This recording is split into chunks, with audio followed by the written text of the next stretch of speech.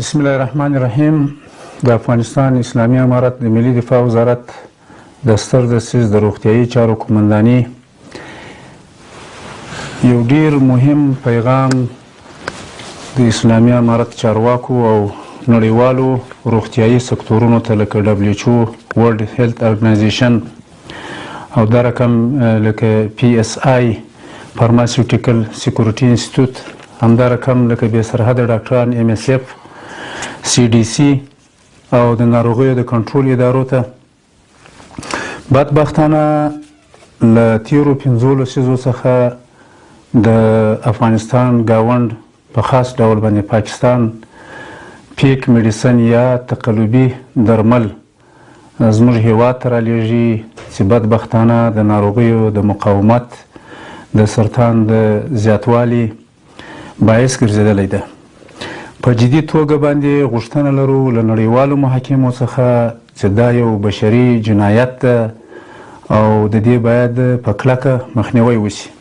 د مثال په ډول باندې لکه دا فوټاکسول سیپوټاکزین دي، دا نه لابراتوار سوي دي نه رجسټر سوي دي، ولې بدبختانه د دې څخه استفاده کیږي چې د دې په مقابل کې میکروب مقاوم کیږي او مریضان له مختلفو مشکلاتو سره مخ کیږي. دغه رقم دغه سپرایکزون دي، ټراکس په نامه باندې دي، دا ګران فکس، دا ټول تقلبي درمل دي چې د دې پیکینګ